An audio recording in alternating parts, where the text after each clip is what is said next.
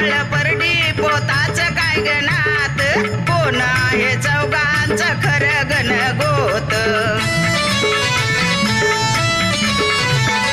परसुमाळ परडी पोताच काय गणात कोण आहे चौघांचं खरं गण गोत डोकं लागतं समजून घ्यायला डोकं लागतं समजून घ्यायला